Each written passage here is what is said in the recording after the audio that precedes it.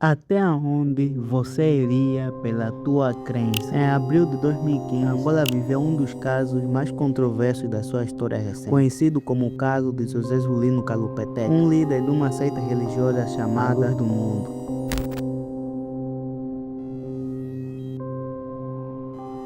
Mas Rafael, um dos poucos seguidores que acaba de regressar do Ambo, tinha sido enganado a abandonar os pais para viver nas montanhas.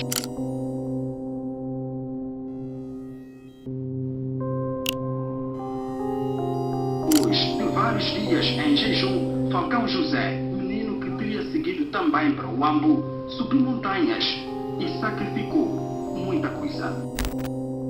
Seitas religiosas é algo que sempre existiu. Não importa o local, o momento da história, sempre existiram pessoas que adoravam coisas diferentes. Essa seita acreditava em algo totalmente diferente para eles. Pregavam que Jesus ia voltar em 2015. E toda essa seita surgiu devido a um único homem.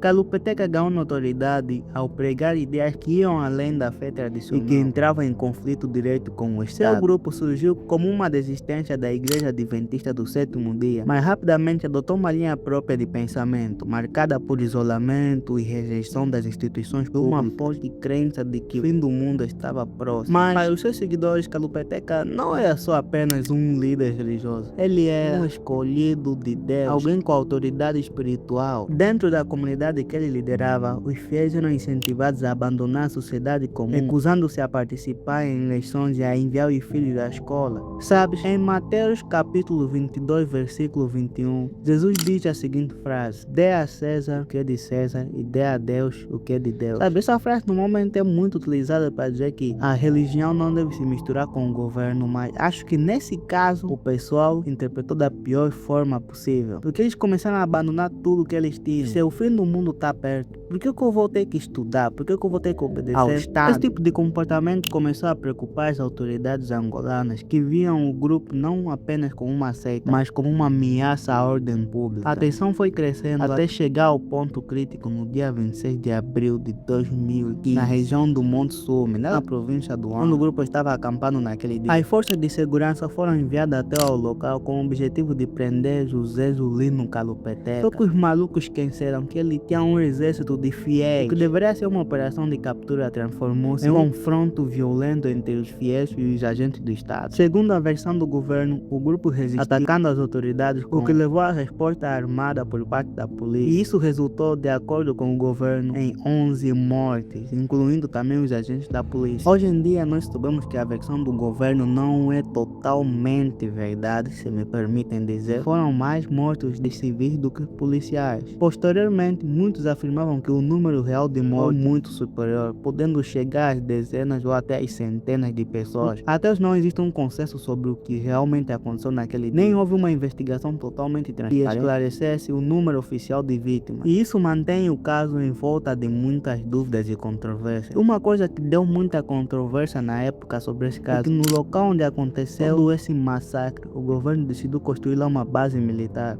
E isso impediu que organizações estrangeiras viessem e fizessem as suas próprias investigações. Após o confronto, Kalupeteca foi capturado e julgado em 2016 e condenado a 28 anos de prisão por crimes de homicídio, rebelião e resistência às autoridades. O julgamento foi visto como necessário para alguns para manter a ordem, mas para outros foi visto como um julgamento com muitas falhas, só foi feito por pressão política. Esse contraste de opiniões reflete completamente como esse caso foi visto pela população, que não pode ser reduzido a apenas uma narrativa simples de certo ou errado. Porque se nós olhar por uma ótica mais neutra, sem estar no lado do governo nem no lado do Kalupeteca, nós vamos ver que os dois estão completamente errados. Kalupeteca mentiu para várias pessoas, milhões de pessoas. Ele disse que Jesus viria em 2015, já estamos em 2026, Jesus não veio. Sem falar que o governo matou muita gente de uma seita religiosa onde tinha muita gente civil, crianças estavam lá, jovens, adolescentes e até idosos também estavam estavam lá. O caso do Kalupeteca levantou questões profundas sobre o papel da religião na sociedade, especialmente onde a fé tem grande influência na população, e mostra como os líderes carismáticos podem mobilizar pessoas ao ponto de romperem completamente com o sistema social e político em que vivem. Kalupeteca era um líder completamente diferente dos outros. Ele não era muito inteligente, não era rico, era uma pessoa simples e normal. Existiam até boatos que diziam que ele era analfabeto e que nem tinha terminado o ensino médio, que eu não duvido muito, já que muita gente que tem a mesma idade do que ele não teve idade de estudar devido à guerra que houve no país. O desastre do Monte Sumi não é apenas uma história sobre um líder religioso e seus seguidores malucos, mas é uma história real de como as pessoas seguem crenças sem nem questionar o que está acontecendo. A religião é um dos grandes pilares de qualquer sociedade evoluída. Não importa qual é a religião, se é cristã ou budista ou qualquer outro tipo de religião. Sempre vão existir pessoas tentando enganar as outras utilizando a palavra de Deus, porque esse é um dos nossos maiores pontos fracos.